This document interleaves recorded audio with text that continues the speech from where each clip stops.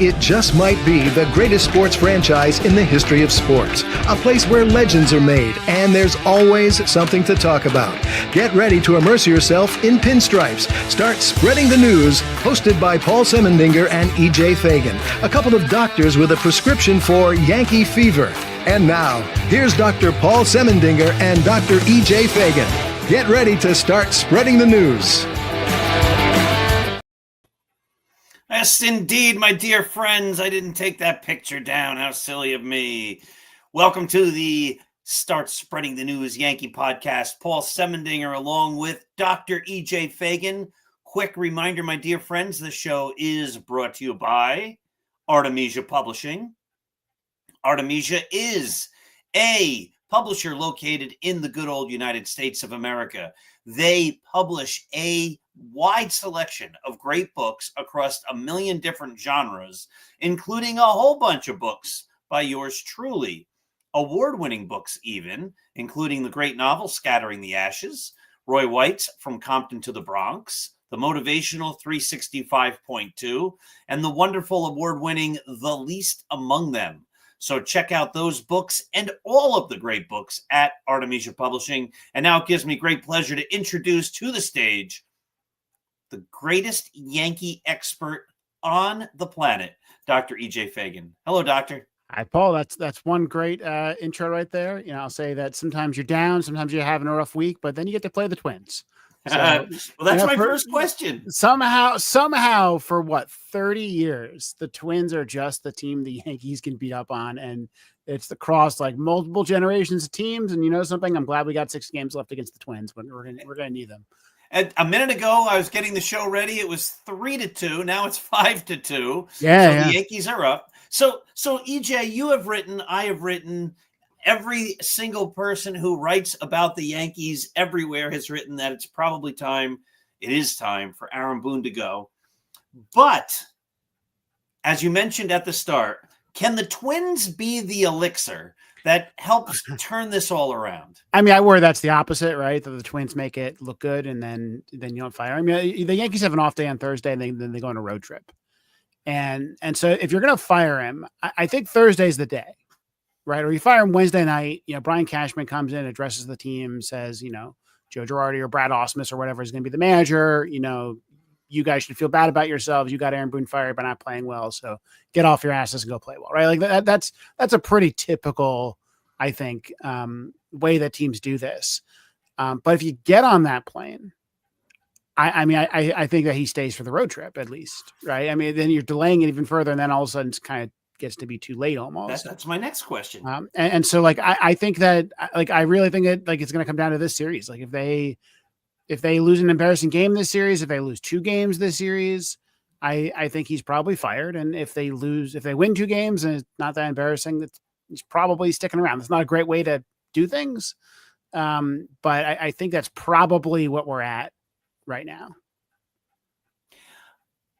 And they haven't won a series in a while, so you know, winning a series would be a turnaround in some sense. In some sense, it's a 3-game series or a 4-game series. 3-game series is another 3-game series on the road in like a week against the Twins. Is it too late? Somebody put in the comments on Start Spreading the News earlier today in one of our articles, and as you recall, we have articles every day at 6 a.m., 10 a.m., and 2 p.m. without fail. Been doing it since 2017. That no team has ever had success except the 2008 Milwaukee Brewers. This, I didn't fact check this, but this is what somebody wrote in the comments, a very long comment, in changing managers after 100 games in the season. Is it too late, or do you think this team could still get that spark? I mean, the Brewers did it. Yeah, it doesn't happen that often because usually if you're not very good, you're not very good, right? I think the thing about this roster, the reason why I would do it if I were Cashman, and I wrote a post today about the other people I'd fire, is that this is a good team, right? It is a team that on paper should be winning way more than 85 games, and it's currently on pace to win 85 games. So, you know, when you're a bad team or you're injured or, you know, when the raw material isn't there to succeed, then firing the manager is not going to do very much. Maybe the manager didn't help, but you know, it's not going to do a lot. But when you're underperforming, maybe it could work, maybe not. I think most of the problems we talk about are kind of longer term problems that you need at least an off season and spring training to fix, right? If not longer. And but also, if it's a motivational thing, firing the manager might do that. The 2008 Brewers are a good example, right? That team had a really good end of the season. So they also had CC. They had CC Sabathia. I don't think that it hasn't happened before. I think is not the worst sign in the world. I will say there's something that I'm not going to say change my opinion about Aaron Boone today, but kind of put it in perspective for me. So this was Sam Miller on the Roundup, which is the Athletics baseball podcast. It's excellent. Everybody should listen to it. He said there are 8 teams in 2025 that have at some point over the course of the season been the best team of the season of the year, right? So they've led Major League Baseball in wins. The Yankees actually haven't. They're not one of the 8. They were second for a little bit, but they were never number 1. Every one of those teams, since the day they became the best team in baseball, except for the Dodgers and the Phillies, have played under 500 the rest of the season. Interesting. Yep. The Brewers are the current best team in baseball. We'll see if that trend continues. But this has been a season of mediocrity, basically, right? Of some team kind of bounces out to be the best, and then they're awful. You think about the Astros were, I think, the best or second best for a while. They've been awful since then. The Mets were the best for a while. They've been as bad as the Yankees. In fact, I think worse than the Yankees over the last couple of months. The Dodgers started off great to the season. They've been very bad over the last. I think they're one game over 500 since they were in first place. The Phillies, they're above 500 by, I believe, 1 game since they were the best team in baseball. The Padres were the best team in baseball. I believe they're exactly 500, right? The Blue Jays were the best team in baseball. I believe they're now below 500. It's rough out there right now. And I think this team is underperformed, but I think it also tells you that this is a weak league right now. And if you did get hot, if you did do something to kind of break this team out of their malaise, I think the World Series is kind of waiting for someone, waiting for one hot team, because there's really no favorite team in this league right now. Amazing. If the Yankees were to somehow pull this off, and if the Yankees were to win the World Series, then Aaron Boone will be the manager in perpetuity, right? He'd be the manager probably till 2050 or so. I mean, I don't think you get it. I mean, yes, if he's under contract for 2027, he wins the World Series, he's safe at least through the end of that contract. And I'll be okay with that. I'll take the World Series. In fact, even if they make the World Series, I think he's safe for a while. I think the most likely outcome is still that he gets fired at the end of the season. They look back, they lose the wild card round. It's an 86 win team. I think it's impossible not to look back on this roster and that being a disappointment. In fact, Aaron Boone's even basically said that. If you listen to him, he said, look, in 2023, I didn't think we had the guys to pull it. I might have said it, but I didn't think we had the guys to turn it around. I think we have them this year, and I think he's right. And it's really just a matter of executing and making that happen. And I just don't think Aaron Boone's doing it. Even if you hear his quotes are very passive. They're saying, no, I think we can do it. I think we will do it. Right. Not here is what I have done to get us to do it. And again, I think a lot of that stuff may not be something you can fix mid-season, but I don't think it could hurt. Right. I don't think Aaron Boone's a plus right now. And I think that some of you, even if you just strategic decision-making by the manager, like putting Devin Williams in the wrong spot, I think that stuff, I think Boone is playing, well below his ability, or well below the average manager's ability right now. And frankly, I think managers panic more than players do sometimes. Mm-hmm. I think I've seen some panic moves from Boone. Yeah, no doubt. And I there was a tweet, I put it on. I had an article at 2:00 today where I just listed a whole bunch of tweets that people have been making about the Yankees. And one person wrote in, and this was kind of hard to do, to try to find tweets. I have standards on the site. There's no profanity and things like this. It's very hard to find tweets from legitimate especially people. These days. Yeah. Yeah. Without every, I think I saw a study yesterday, roughly 80% of Twitter's content is now AI and bots. Mm. It's real rough right Yeah. now. So I think I got real people, and I think I have real stuff that was devoid of profanity. But one guy wrote, Aaron Boone is not in his 8th year as a manager. Aaron Boone is in his 1st year as a manager for the 8th time. Like, he hasn't ever really grown. I thought that was Yeah, I think he was a better manager like pre-pandemic. I think I don't remember him being this bad. Maybe the Yankees were a better functioning organization overall for his first 2 years. But I remember, and I don't remember thinking in like 2019 that Aaron Boone's a bad manager. I think so. I think he's just had it. I think it's gotten worse as he's stuck around. Maybe the player first kind of mentality is fine for a couple of seasons and then kind of causes problems as you increase your tenure. I don't know, but like the 2019 Yankees, I thought Boone did a pretty good job, and he didn't have a pitching staff, and so they didn't win, right?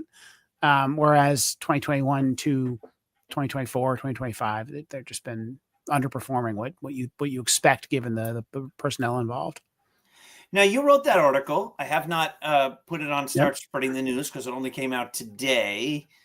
If things don't change too radically, it'll probably go up on Wednesday because tomorrow is full already. And you basically are saying you think it's okay for Brian Cashman to stick around. You want to get rid of a lot of the associates he works with. We can walk through them. You make the point that the Yankees are basically their own entity. They hire from within, and then they just keep these it was guys shocking, forever. honestly. Like I wrote that article when I just kind of realized the extent of how insular the Yankees are. And I mean, I started by saying, like, do the Yankees have an org chart? Can I find the org chart? And I found it. At least I found a list. The Major League Baseball puts out a list of kind of senior baseball staff. Some teams put out a more extensive list. The Yankees put out a pretty thin list of players, just kind of their top executives. And I'll get back to that in a second, because I think I found something interesting just looking at that, comparing them to other teams. But if you look at the 7, executive level baseball people listed. So there's a lot of people who are business people listed. Don't worry about them. There's a lot more, by the way, listed for the Yankees and other teams. But the 7 baseball people listed, they are assistant general manager Mike Fishman, who's was originally their quantitative stat guy, and I think he's been promoted, probably still does that, but he's been kind of the face of the Yankees front office, other than Cashman, for a little bit. Damon Oppenheimer, head of scouting, amateur scouting. Kevin Reese, head of player development. Tim Nehring, VP of baseball ops. Matt Ferry, director of baseball ops. David Grabner, director of quantitative analytics. Matt Daly, director of pro scouting. Every single one of those guys has been with the team for well over a decade, and some of them well over 2 decades. Mike Fishman, first job in baseball is with the Yankees. He was a mathematics guy. I don't know if he was like a PhD or just a mathematics undergrad who did some fantasy baseball and was like an early Moneyball kind of guy. Damon Oppenheimer has been head of amateur scouting since I was in college. Kevin Reese was a former Yankee farmhand who became their head of player development. Tim Nehring, former, I believe, Yankee farmhand, or these guys have all been around for a very long time. And, maybe there's some guys below them coming from other organizations, but I just cannot believe that there's the best front office you would construct would be all guys that have been there forever. Right. Even if you think this is a talented group of people, I think bringing in new blood from other places just has to be a good thing. And on top of that, I just don't think you can make a case that this group of executives they're all people who support the Major League Baseball team or the player development side are doing a good job. We could talk about player development. I have another post coming out tomorrow on player development that I think is an indictment of some of those guys. But I don't think you look at the Yankees and go they're great at game planning other players, right? They're great at exploiting the weaknesses of other teams. They're great at anticipating the moves other teams are going to make and then, fighting back that way. I don't think you think they're good at advanced scouts. That to me is obvious. I think when you watch the Astros pick apart the Yankees in the playoffs, part of what you're watching is this front office being outclassed. And I remember, I think it was 2021. I forget. The Yankees got eliminated from the playoffs one time, And Aaron Boone did his end of the season press conference, and his line was like, we used to be the best, and now a bunch of other teams have passed us. And I think that was right at the time, right? I think he was responding to something real at the time. And then the personnel stayed the same. Like all these guys have been around. I mean, I think the guy who's been around in his current job the shortest has been, I think, 2018. And most of those guys have been in their current job since at least 2012. That I don't know how you change things with the same people without bringing in anybody new. So if I'm Brian Cashman, I think Brian Cashman's done a good job this year. In fact, I think even if you go back to last year, there's last year's team had some serious flaws, but you got Juan Soto, right? Like you did something. I think this year, what you saw was a very experienced general manager pulling off trades artfully, right? Like I think his trade deadline was great. I think replacing Soto in the offseason, he did well. I don't think he gave up too much in return, right? Like I think that's what Cashman's good at. Cashman's good at making moves. I think that this group of people underneath him don't appear to be good at the baseball side of things. The supporting the team side of things. Some of that might be the coaching staff and Aaron Boone. Some of that responsibility might lie there. Some of it might lie elsewhere. So I did that. And I said, okay, so what would I do? Well, I think I would promote Brian Cashman. This is how a lot of teams work. President of baseball operations. And then someone below them whose job is basically to do all the baseball stuff. Not the moves, but all the other things within the organization. And I'd go get somebody from outside the organization, somebody from the Brewers or the Astros or the Rays or the Dodgers, like someone who knows how to do this and do it well and build your baseball operations department that way. And I thought about that. And I started looking at the other org charts of other teams. And then now again, I don't know if this is the Yankees just kind of not naming everybody, but it sure looks to me like the Yankees have a much smaller set of like senior department heads than every other team in baseball. It seems a lot thinner to me, but that they just don't have as many guys whose title is director or vice president of this baseball role. The Yankees only really have those 7 guys. And again, like they might have guys working for them underneath them that are just as highly paid and have just as much responsibility. I don't know, but like from the outside, it looks like the Yankees are basically asleep at that part of baseball. There was a quote that Brian Cashman said, I think last year when he did his closing press conference, or maybe a year before that, where he was being criticized for too much analytics or something. And he's like, my analytics department is actually smaller than everybody else in the division. He did say that. And I think it's true. I think actually the Yankees front office is smaller than everybody else in the division. And that they're not doing a lot of the smart things that the Yankees do. I've seen some analyses. I think John Boyd Media did one a while ago showing that they're worse at shifting than everybody else. I've seen, I think that they are clearly worse at game planning against kind of the top hitters and opposing teams. There's been some speculation that the Yankees have underperformed against the American League East because the game plan is better.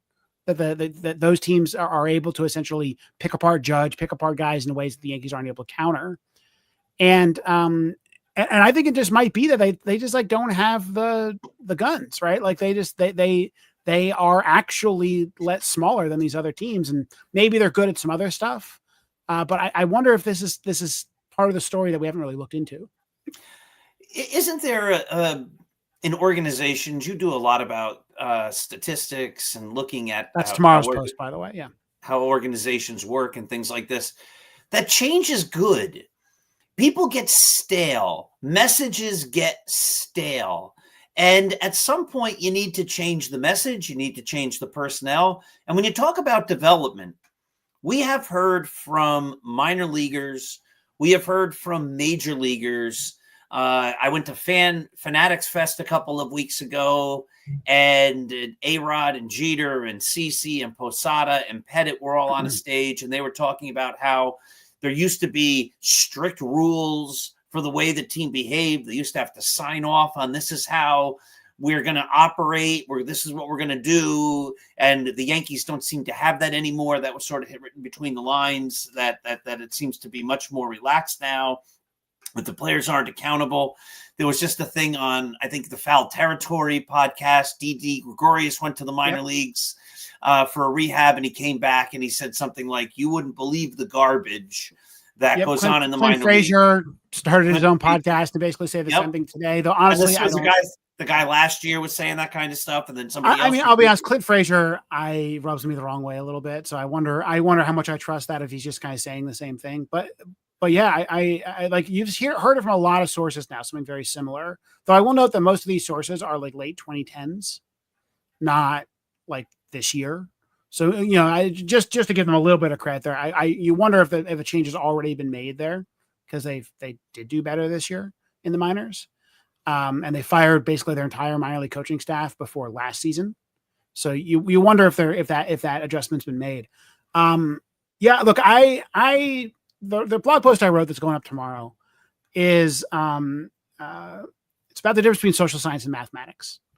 And pardon me, everybody. Asking. Yeah, here we go. There'll be a baseball angle to this, but all right, geek alert. Here we go, ladies and gentlemen. Mike Fishman is a mathematician. He has a math degree. He got to start doing like competitive or gambling fantasy baseball, basically. And those types of guys could get jobs in major league teams around 2004. If I were just a little bit older, I think I would have been one of those guys who was like working for a team. I wasn't. And probably wasn't as good as most of those guys at the fantasy baseball part of things. But then I decided to go and get a PhD in social science and political science. And there's a difference between, I always use this when I talk about physics, but it's in exactly true of engineering, of mathematics. And it's the difference between a reactive system and a non-reactive system. If I measure something in physics, the measurement doesn't change unless it's, I guess, quantum physics you can talk about, but whatever. Like if the experiment doesn't affect the result. Whereas in the social sciences, measurement always affects the result. Or anytime that you're measuring somebody who knows that they're being measured, you affect the result. It's called reactivity. It's one of the first things we teach I teach my graduate students when I teach research methods, right? Is that one problem we have is when we observe humans and they know they're being observed, they change their behavior. And this is doubly true when they have incentives to change their behavior. So when you're a former teacher, right? There's a classic example called Goodhart's Law. Still a teacher. I'm an adjunct professor. Sure, you used to manage teachers. Yes, I did. I was a principal. Yes. Sir. Have you ever come across Goodhart's Law? I don't know. So Goodhart's Law refers to the idea that as soon as a metric becomes a target, it ceases to be a good metric. I like that. So this is the classic example. This is teaching to the test, where you create a standardized testing system because you want to measure how good of a job a school or a set of teachers is doing. And then you say, okay, that's how we're going to evaluate you. And there's going to be consequences for good or bad standardized test scores. And what happens inevitably is that instead of maximizing for learning, for trying to teach so students learn, you maximize to get better test scores. Correct. And that's a real problem in education. And it's a problem that a lot of different people have tried to solve. For a while, we tried to very aggressively standardize test people. Some of that's been scaled back. Some of it's still around. But it failed. It failed because you ended up having a lot more instruction about tests than you did about what you wanted to learn, which is like learning, reading, writing, civics, science, whatever, right? All that stuff was being pushed aside for the test. Well, my theory, my hypothesis is that this is what happened to the Yankee farm system because the people running it were math people and not social scientists. Hire social scientists were better. I got some great students you can hire. I'm probably spoken for, but I've got some great students. If you want to hire social scientists, call me. So here's what I think happened in the Yankee farm system. And again, this is just really a hypothesis. I don't have any direct evidence. The Yankees discovered earlier than other teams, by the way, that this new exit velocity measurement, which was starting to kind of come online around 2016, 2017, right before Aaron Judge shows up, actually. I think that was one of the first times I heard about Aaron Judge. What I heard about exit velocity was Aaron Judge in Double-A. And they figured out before some other teams that exit velocity and probably something more like an ex-WOBA measurement is really predictive of performance, right? So You get some of these guys who maybe their numbers aren't showing up yet, but the underlying xwOBA or exit velocity numbers are really strong. And so, they were able to find some guys in the minors like Gio Urshela, Luke Voigt, based upon that, knowing that. So they said, okay, well, like we know that there's a correlation between that metric, whatever you want to call it. I'll call it xwOBA for now. Others have just said exit velocity, and outcomes, how good of a player you are. And so they told a bunch of their players, well, what we want you to do is to increase your xwOBA, increase your exit velocity. And that's how we're going to make decisions. That's how we're going to promote people. This is what all these various kind of minor league dissenters have been saying. We're going to promote people based upon that metric and that metric alone. And again, I think it's probably more xwOBA than exit velocity, and xwOBA is supposed to be a little bit closer to real world outcomes. But then you think about, okay, well, you're a prospect. You want to get promoted. You want to become a Major League Baseball player. What do? Well, you start doing better on that one metric. That might mean sacrificing your fielding, but maybe they have some metrics for that too. But something like that. But it also might mean sacrificing a two-strike approach, not learning how to do situational hitting, not learning how to run the bases. Not you might mean that you could develop an approach that's good against bad pitchers, but not good against good pitchers. And when you're in the minors, there's enough bad pitchers that you can get by and have really good numbers on average, or have really good numbers in the cage or in batting practice, but never actually be able to do it against what eventually major league pitching. And I think that explains a lot of baseball players in the Yankee system who come up through the mid minors, right? High A, double A, hitting really well. And then they hit triple A, they hit the major leagues, and they slow down a lot. And they don't put up those same numbers once they get up there. This is Volpe. This is Austin Wells. This has been Jason Dominguez. Ben Rice so far, I think is bucking that trend a little bit, but his numbers aren't underperforming in the majors, and I'm not really sure about why that is. This is just classic teaching to the test, right? This is Goodhart's law. And I think that if I were hired as a consultant by the Yankees, this is kind of the first suspect I'd look to. I think that's a very deep dive. And I think that makes a whole lot of sense. You're going to swing harder more often because that's going to get you promoted. And then you're going to get into bad habits. Yeah. You're going to neglect a lot of the fundamentals, the smart way. Roy White, who obviously knows a heck of a lot about baseball. Was at Old Timers Day. It was at Old Timers Day, which is always great to see. Was on The Fan. He actually called into WFAN the other day. And what's kind of fun is when something happens with Roy White, my phone then blows up a little bit and I get emails, hey, Roy White's on The Fan. Which is fun. And then I listened to it and I put the article on Start Spreading the News, the audio. And he said one of the problems with Anthony Volpe and Jazz Chisholm, I believe he mentioned, was that they don't have a two-strike approach. And that's sort of what you're talking about. Like Cody Bellinger has a two-strike approach. He knows how to hit. Anthony Rizzo had a two-strike approach. They changed what they did because they had two strikes. And instead of just swinging from the heels, they said, all right, now I have to make contact and I need to be productive. And if I'm productive and I put the ball in play, good things can happen. And if I swing and miss, then nothing good can happen. I struck out. Yeah, I think I would run the data on that, right? Are they worse in two strikes than they are than other players? The two strike approach is often about limiting damage, right? It's not good to have two strikes ever. But if you can be a little bit less bad than other players, then you can be pretty good. Your overall numbers can benefit a lot.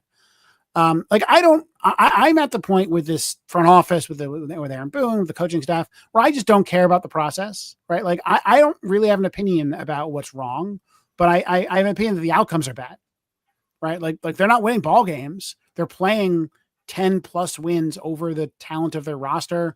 They're going into deep slumps. They're getting picked apart by certain teams. That's what I want fixed. And if it means Aaron Boone's too nice, if it means Aaron Boone's too mean, if it means they're doing too much batting practice, too little batting practice, I don't know. Like, I actually don't know what the answer is. I don't care. Right. Like at some point, like you just got to find another person whose job it is to fix this. Right. And in the end, the results are what counts. And when the results are great, you don't need to make excuses. And when the results are bad, yeah, you well, need to and make we as excuses. fans don't have the information to Of judge course not. what to judge why. But 8 years of Aaron Boone, and this has been a part of the storyline, I'd say at least for 5 of them, right? For the last 5, and maybe longer. I'd have to kind of put myself back in 2018, 2019 to remember kind of what that felt like. But I was also in the middle of grad school and I had no idea what was going on because your mind isn't a cloud when you're in that part of grad school. So, so like, you know, I think that, I think that there's no good reason to keep him. I have not heard a good reason to keep him. You know, again, the thing I keep hearing, maybe we talked about this last week, is that like players play for Boone, that they play their heart out for Aaron Boone. Yeah, no, I don't see that. I hear players like give me him. examples. Yeah, they might Yeah. like him. Give me some examples. Maybe Jazz Chisholm hit another home run, by the way, late in the game today. Yep, Jazz Chisholm 6-2. is having a career year. It's right? over. Yankees win. Yankees The win. Yankees have won. Will Warren had a great start. You know, hopefully this is the start of a trend. I complain, but I don't want the Yankees to lose. You know, I worry a little bit about the fact that the bullpen seems to reduce to 2 pitchers again. But maybe there's just some guys who need a little bit of a rest. But like you know, maybe you can say, hey, you know, Jazz Chisholm is playing really well for Aaron Boone. Aaron Judge, maybe you can say is playing really well for Aaron Boone. Trent Grisham's having a good year. Like there's not a lot of good examples through his tenure of players playing above their baseball card under Boone, or even really at their baseball card. You know, Cody Bellinger's at his baseball card. Okay. Juan Soto had a really good year for Aaron Boone, but it was also his contract year that might have mattered.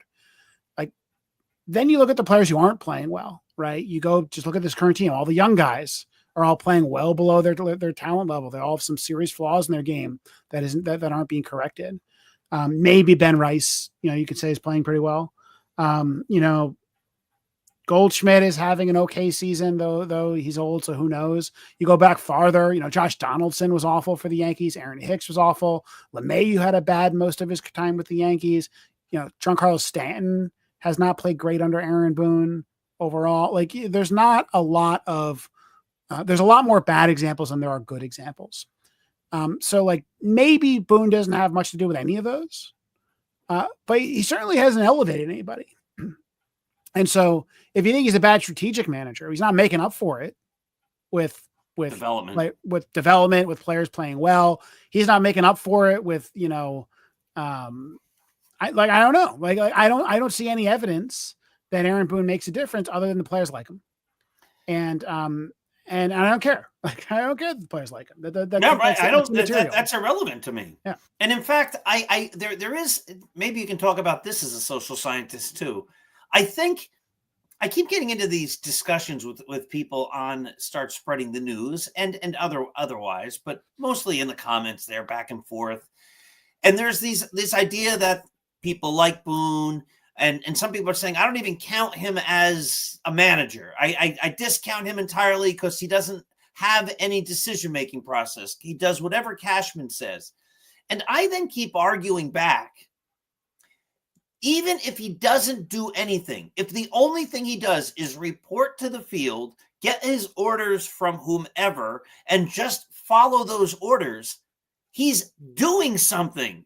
He has an effect on the team. By not doing something, he's doing something.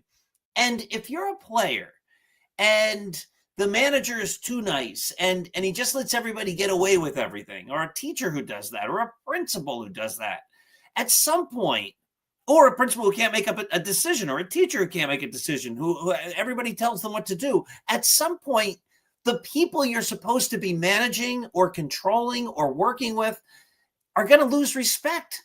Because nobody is going to be respectful of somebody who has no backbone, who doesn't seem to have any opinions of himself or what to do, that I'm clueless and I just take orders, or whatever you want to do is fine with me because I just want to be your friend. At some point, that doesn't work, right? I mean, so I've heard that the kind of the front office is really running things criticism of Boone a bit, and I just don't think we have any evidence of it. Maybe it's true, maybe it's not. Well, like I keep asking. Like the other day, he brought in Devin Williams, and I could not get the straight answer. The idea that he doesn't make any decisions. Well, there's no way in the world that the guys, the secret. I mean, maybe they were right, but I just don't. There's no way. Right? Maybe they. Line rules are going like the best guy to bring in right now is Devin Williams. I mean, no way they are. I think a bad math PhD might think that, right? I mean, if you, you chalk up the bad couple of outings to random chance, and then you say, hey, he's still striking guys out, so therefore he's Devin Williams. Like I don't know. I think I don't buy that at all. But okay, I have a different theory. I've been thinking a lot about this kind of Aaron Boone's everybody's friend theory. I think it's wrong. Not that I think that he's not people's friend, but I think my observation of Aaron Boone, and this is mostly just kind of watching him talk to the media, is that he believes, because he is a baseball lifer, that it is your job as a baseball player to do all of these things. It is your job to decide if you're healthy. It is your job to improve your hitting, to improve your fielding. And a true professional will do that, right? Like Aaron Judge will go out there and he'll fix his problems. I'll tell you what, you're making a great point there. And in some of my motivational talks, when I talk to principal groups or when I talk to teacher groups, I bring up, I went to a playoff game in '96 when the Yankees were on that run. I think it was the Oriole game. I think it was the Bernie walk-off game. Not the Jeffrey Mayer, not the Mayer game. It was. I think that's the same game. Oh, really? Oh, yeah, I think so. I was at the Jeffrey Mayer game, but we were in the upper deck in left field, overlooking the bullpen, and we got there as quickly as we possibly could. It was hours before the game, and I looked down in the bullpen, and there was one guy there, Joe Girardi, with a coach. And the coach was throwing the ball in the dirt at Joe Girardi in full gear. And he was practicing sliding to the left to block the ball, then blocking it in front of him, and then sliding to the right and blocking the ball. And this had to go on for 15 or 20 minutes. That's what a professional does. He says, it's on me to do whatever I need to do to get ready for the game. And maybe that's what you're saying is Aaron Boone just says, I have to trust that these guys are professionals. They're going to do what's necessary. Why was Girardi doing that? Was Girardi doing that because Joe Torre said you need to go do that? Or is Girardi I think Girardi was doing that because he's Joe Girardi. Correct. Right? And so I think Aaron Boone wants a team of Joe Girardis. That's what I'm saying. And maybe he'd be successful with a team of Joe Girardis, but he doesn't have a team of Joe Girardis. He's got a bunch of young guys who are really talented and are not succeeding. Whenever you hear, I've heard him talk about Anthony Volpe's struggles. This is kind of where I hear him talk about this the most. And he's like, look, Anthony Volpe works really hard and he's really good. And, he, as part of being a major leaguer, like he's got to learn how to take advice from people. I think this is after the Austin Wells, chicken parm thing. And he's like, one of the questions I think the John Boy people asked him was like, so why didn't you guys go over this with him? He's like, coaches go over stuff with Volpe all the time. It's just, some of it works, some of it doesn't. It's up to you as a major league player to decide what advice to take. And that just doesn't seem right to me. I mean, again, I've never been in a major league clubhouse. I don't know how much or how little coaching there is of this type of thing. But I just feel like bringing up a 22-year-old player, you got to give them some guidance. You got to say, hey, Jason Dominguez, here's how you improve yourself. Here's how you work counts better. Here's how you don't get, embarrassed by left-handed pitching. Here's how you field your position better than you are. Because right now you're looking awful. And, I think that there's all sorts of player development problems, lower down in the minor leagues. But I just feel like that is the vibe I get from Boone when talking about players. And, I don't think Joe Girardi was, when he was a manager was, going into the outfield and telling someone how to shag fly balls. But I just still got the sense that there was more development going on. Mm-hmm. He just didn't have a lot of young players until his last year to really, to do that with. But actually, I think when he was with the Marlins, though, he did. He sure. Yeah. Here's an interesting corollary to this. Tell me what you think of this. As I'm hearing you talk, I was too young. Obviously, I wasn't even born yet for the Yankees of the 50s. But the legends are, and I believe these legends are probably true, that a guy would come to the Yankees, and Hank Bauer, who was the Paul O'Neill of those teams, he was the right fielder. He was a world champion time after time. He was an all-star. He was a hard-nosed player. He was a war hero, fought in the Pacific in World War II. But Hank Bauer would go up to them, and he would say, "Don't mess with my World Series check. I need that money." And there was this sense like you had to be at your best, because not only was there the expectation maybe from the manager, Casey Stengel, but there was the expectation in the clubhouse that nonsense wasn't going to be taken, wasn't going to be accepted. Do you feel that there's a possibility that that kind of Yankee leadership might be missing? I mean, maybe, again, it's so hard to tell. You've had, the Domingo Germán stuff and some other kind of stories, that weren't very positive. But like, I don't get the vibe of Aaron Judge that he's that unserious. I do wonder if we're going to find out that, the Yankees, they like to go out partying, the day before a big, before a big game or something. And that's like something like that. Like, I wonder, like, when the Miami games had me thinking about that, how I wonder if there's just something else going on with this team. But I don't know. I think, I think that the manager is ultimately the person that sets that tone. I think maybe Aaron Boone wants the players to set that tone, and I don't think that we have any evidence that they will. Like, I think Aaron Judge is a leader, but more of a quiet type leader. No, I mean, I don't think we don't see him leading. We didn't see Derek Jeter leading very much. In fact, we heard, late in Jeter's tenure, some criticism of Jeter as a leader. Mm-hmm. Yes, sir. I think Aaron Judge is a great face of the team and best player in the team, right? But like, I think I wonder if there's just some cultural issues there that have kind of congealed, because you've had this one regime for a long time, and it's been Aaron Judge and Aaron Boone and Garrett Cole's Yankees for a while. I think about Aaron Judge coming back clearly hurt and not playing well. He got another hit today, had one home run, but he's like 4 for 20 or something like that. Like, he's not. I don't think he's homered since he's back. Yeah, I think. Oh, I'm sorry, you're right. He didn't home. I'm sorry. But like I think that Aaron Judge basically is like, my job is to come and play, and I'm going to play hurt. And that means that Giancarlo Stanton's been playing the field. Hasn't killed them yet in the one game that he was in, but he's hitting, so they'll forgive him. I think about DJ LeMahieu coming back early. I think Stanton's come back hurt, times before. We can go down the list there. And I wonder if that's also a mentality, right? And that's more complicated than Aaron Boone's everybody's friend mentality, but it might be hey, you're a professional, you decide when you're healthy. If you look at, Aaron Judge has been injured a bit over his career, not as much recently, but in his career, DJ LeMahieu has been injured a bit as a Yankee. Giancarlo Stanton's been injured a lot as a Yankee. Go look at their how many minor league rehab games they've played. No, it's almost none. Yeah, right. LeMahieu finally played in some this year. Giancarlo Stanton finally played in some this year, because both of them weren't ready to start the season. They needed spring training. Right, but Stanton didn't play in many games. I think he played in 3, maybe Aaron 6. Judge has played, I believe, 5 minor league games since he was promoted. That was one time in 2019.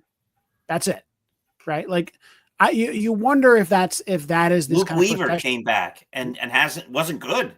Maybe he should have. Maybe and he didn't have any minor league games. No, taking some more time, right? Like, I wonder if that mentality is a real problem. I think right now we're going to find out that Austin Wells has like off-season, shoulder surgery or something. I think we're going to find that Anthony Volpe has been playing hurt all year. I think it's been a constant problem for the Yankees, and that's not that might be the opposite of being everybody's friend, right? That might be Aaron Boone saying, like, I believe that you need to go out there and play hurt. And like, look, there's some guys who can play hurt and play well. I think I saw a quote the other day that Manny Machado was like always hurt, but he always manages to play well. No, Mickey Mantle, that's the old sure. legends. Right. Like, and some of those guys, Aaron Judge, after he hurt his toe that one year, still was productive and he came back.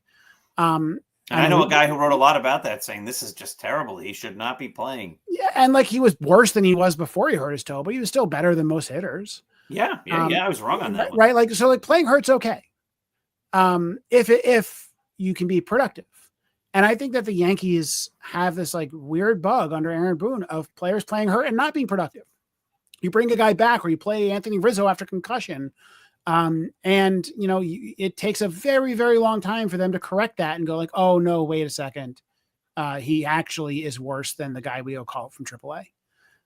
That was like Anthony Rizzo batted like what 100 for 2 months. Yeah.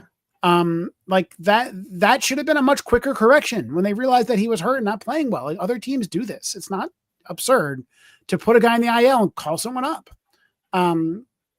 So like Austin Wells right now, like he's basically benched right now as far as I can tell. If I'm the Yankees, I'm resting him for 2 weeks, right? And saying like Austin Wells, like get yourself back together. JC Escar will play a little bit with Ben Rice, and you'll come back because you're not helping us when you're on the field. It's not like we're really going to miss you right now with your 690 OPS and bad base running and okay defense. I think that the people in charge are to blame, and I think for something like injuries, it's probably Aaron Boone. I don't think you can actually point to the front office that much. I think the Yankees have actually become better at not getting injured recently. This year's pitching staff aside, notwithstanding, yeah. I think that maybe that's an area that the Yankees have improved on. But I've been getting younger has really helped there a lot. But there's some weird problem going on. And again, I don't know if Girardi would be better. I don't know if Brad Ausmus would be better. I think that you probably want to search for the best manager you can find in the offseason and all of these front office positions. I'm sure the Yankees can pay more money than the Brewers are paying somebody, and kind of solve those problems. No, you wanted David Stearns a couple of years ago, right? He was a Brewer guy. Went to I'll tell you, the Mets are not having a great season either. So like, the Mets got Juan Soto and they're worse than last year. So let's not, I don't want to say that I was right about David Stearns. No, but that wasn't my point there at all. My point Craig was Counsell, the manager of the Brewers, was a free agent and they could have gotten him. He went to the Cubs. My point was that there are guys out there that you can get to bring in that a lot of the guys I'm talking about are lower level guys, right? Hard to judge a GM after 1 or 2 years anyway. I mean, it's a long-term job. Yeah, I agree. And like my general point here is that there's so much talent out there in these organizations that is allowing the Brewers to be a first place team, despite having a payroll of 1/3 of the Yankees payroll, right? That's telling you something. It's not like they're promoting tons of prospects. This is just a team that is functioning at a very high level. And I want that for the Yankees. I want the Yankees to be this well-oiled machine. The Dodgers have been that team for a long time, despite having, like the Yankees not having high draft picks ever, losing draft picks to compensation picks all the time, always being, one of the highest payroll teams in the league. The Dodgers are doing that. But they're on top of all of that, they're executing better than the Yankees. So let's find someone from the Dodgers, right? Find, whatever, give somebody a promotion, who's their current, assistant vice president for baseball ops, and make him the president for vice president for baseball ops, right? Like that's very normal, like corporate world stuff. This isn't rocket science. No, I agree. All right. So I want to ask you a couple quick questions. Who's the bigger positive surprise, at least over these last 2 months, because he wasn't playing in the beginning of the season? Trent Grisham or Giancarlo Stanton? I think Stanton. It's unbelievable. He had another home run today. I was very pessimistic about Stanton. Me too. And Grisham. I was wrong on both. I'm going to bring up his StatCast page because I think the numbers still aren't great. He still has a 327 xWOBA. So like I think there's still a pretty good chance he's getting kind of lucky. But he's got an OPS over 900. I'm not complaining that hard. I would play him too if I were Aaron Boone. I'm kind of warming up to like occasionally playing him in the outfield, because at least against left-handed pitching, because now that Austin Slater and Ahmed Rosario are hurt. I tell you that luck is just awful. I mean, though you acquire those two guys and they both immediately go down. I think Rosario. How about this? Mariano Rivera got hurt at Old Timers Day. That was rough. That was real rough. Another Achilles tear, shagging fly balls. And did you see Mariano Rivera's hit? So he got a hit right before he tore his Achilles, and like there was some pop on that hit. Like that was the best hit of the game. Yeah, I watched the game. I don't recall Mariano's hit. Yeah, no, he actually. I think whoever was in the booth for the broadcast was like, "I need an exit velo reading on that." Oh, I remember them saying that. That was Mariano, and like it was again, like a lot of those hits were kind of old man hits. Mariano's hit was pretty good. Is that the one where Shane Spencer fell down going to get it? I think so. Yeah, actually, and he did a little flip. Yeah, because it was a right-handed hitter who pulled it. You know it's interesting, and I don't want to pick on Paul O'Neill, but he's looking kind of old because he was mic'd up. And Roger to every single person. He goes, he threw me a slider. Hey, he threw me a slider. I mean, he threw me a slider. Like you can see that one track mind of a baseball player. Everybody he saw. Oh yeah. And he had to tell them that with that same inflection and incredulity. I can't say the word. I mean, I think that's just the guy who Paul O'Neill is, right? He's the guy who goes up to every single person and and tells them the story of the day. So. I mean, that's why he's been a broadcaster for so long. Actually, I think he's getting better as a broadcaster. I used to hate him in the booth. I thought he was awful. I think over the last 3 or 4 years, I've really enjoyed listening to him. He's good when he's serious. Yeah, I agree. He plays this role of having to be somebody who's not that smart or something. And when he does that, and he plays into Michael Kay. Yeah. And when Michael Kay can do a great job, but when Michael Kay turns it around and makes everything about Michael Kay. And, like, oh, look, here's this guy, and he has a big helmet. You know who else has a big head? You have a big head. You have a big forehead. Ha, ha, ha. And, like, that kind of mundane stuff just I also think it's helped that they've stopped talking about the 90s with him as much. Yes. And I think that when Paul O'Neill is sitting there just thinking about the current team as somebody who knows baseball, I think he's just really good. And I also think that both Kay and O'Neill and Jeff Nelson and others have been willing to criticize the Yankees lately in a way that I think is really important. Kay does it much more on his own show than he does in the broadcast, kind of for obvious reasons. But still, like they're willing to be like, this is bad. Like we're not watching a good product right now. I think when Devin Williams came in, I forget who was in the booth. They were like, "What is going on here? Like, why is Devin Williams in again? That makes no sense." Correct. That's why I say, you must be a pretty bad mathematician. If I understand the law of averages, look, I could go out there and the law of averages is I'm going to get guys out. Obviously there's law of averages, but if I go out there and I get shelled 55 times in a row, you're still not going to bring me out for the 56th time. The law of averages, one of these days somebody's going to get out, but it's still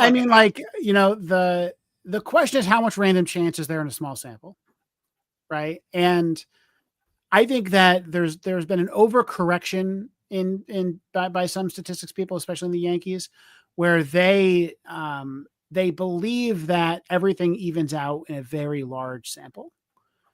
And so there's a question I ask my students. I don't know, have you ever heard the game Settlers of Catan? Oh yeah. Okay, so Settlers of Catan. I get that game and Carsicone mixed up though. My kids have them both. I'm a big Settlers fan. I play competitively online.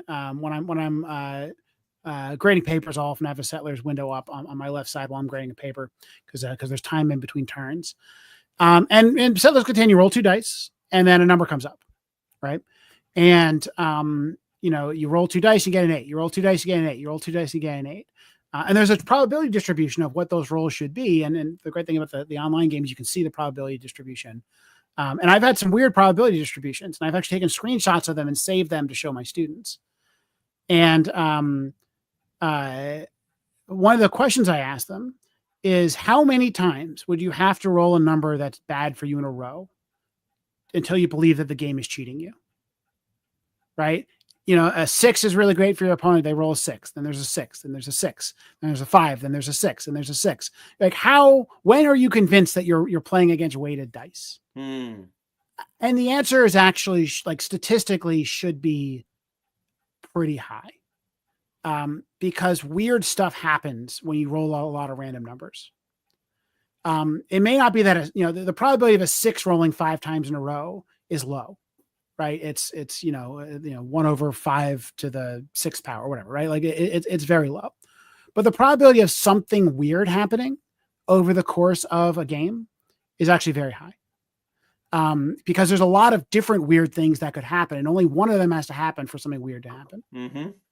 And human beings are very bad at pattern recognition. We see too many patterns in things. And so we observe something and then we assume that there's a cause to that observation. It's not random chance. And so I understand baseball executives seeing a player that they think is really good, going out there and stinking. Listen, the probability that you're talking about are the exact same probabilities that the game of Stratomatic is based on. So if you look on a player's card, it's dice rolls. That's all it is. Dice rolls. And the number 7, you roll 2 dice, is the most common number. So the things that are going to happen the most are going to be this. But Stratomatic is a deterministic system, right? Meaning that or is a pure stochastic system, meaning that you the odds are set. Unless you mess with the dice, the odds are set. And eventually all those odds will even out and you'll have perfectly random chance. But we don't know when we observe data in baseball if it's random chance or if it's real. Like Devin Williams could be at the height of his game and could blow 3 games in a row. And then the 4th game could be the exact same pitcher he was before those blown games, right? Could just be pure random chance. Or those 3 games in a row could be a sign that Devin Williams is bad now. And so you need to change something or fix something or sit him or whatever, right? Change your opinion of him. This is what we call Bayesian updating in statistics. I think that the job of a good organization is to tell the difference between those 2 scenarios. That is, a good scout or a good coach or a good catcher or even a good pitcher should be able to tell the difference. And I think the Yankees make their decisions. And I think that people like Mike Fishman in their organization make their decisions based upon the numbers alone. And that is going to cause problems because you're going to mistake real changes for fake changes. Well, this is the argument that baseball's been having ever since they've really forever. I read Baseball Digest as a kid. It's so funny that some of these stories that come out, there'll never be another 300-game winner. I read those stories in 1975. There might not ever be one, right? Justin Verlander's not getting there. Players today aren't going to play long careers because they make too much money. I read that article in 1982. Mike Whiteman, who I'm sure read Baseball Digest as much as I did growing up. Like some of these things come over and over and over and over and over again. These ideas, it's that eternal battle which has been going on since time in about the numbers and the scout. What does the scout see? What do the numbers say? And I think and Mike's saying, yes, same idea. Like he's reading the same articles today that people were writing in the 70s and 80s. And that's why I think what you're talking about is a good organization is going to say, we have to value the guys who know how the game looks as a player, as an evaluator of how a pitch looks. I disagree. Not just the numbers. I disagree a little bit because sometimes the random chance people are right. Right. Sometimes the people who say, no, there's something real going there is right. Sometimes the scout will say, I don't see anything different. And so I think I think we're saying the same thing. Right? You need to have a balance. They need to all have a voice. I would say you need to execute. Like you need to be right. You need to be good at this. And that's why you need to have. And I think that the baseball is starting to be populated with this people who are good at both at the same time. Not people who are here who are good at this. People who are here are good at that. That's a great point. I would send all of my scouts to take my PhD classes. Honestly, like Yankees, you want some free advice? Like they can all audit my research methods class because I actually think that taking somebody who knows baseball better than I will ever know baseball, and then teaching them a little bit about probability and chance and how to know things, how science works, right? How you understand and know things and combine those 2 together. I think that is what organizations do well. I think a lot of players have now lived through a generation where analytics are everywhere. So a lot of those players I think have internalized that. And that's probably where I would look for. I'd look for players who are smart and have a lot of experience with numbers and maybe want to go learn a little bit more. And then they would be my people who are trying to make those determinations. And I think the problem is that sometimes people are really good at baseball, know nothing about numbers and statistics, and sometimes the opposite. And I think that the Yankees clearly have that divided, in my opinion, just watching them perform. Beautiful stuff. All right, EJ, we are over an hour. Once again, this was the Start Spreading the News podcast from the greatest blog out there, Start Spreading the News. You can also see EJ's articles on his Substack. And of course, you can listen to EJ on the Bronx Beat podcast as well. Have yourselves a wonderful Monday. And let's see what happens this week with the Yankees. Maybe they win a bunch of games. Wouldn't that be something? Have a great night, everybody.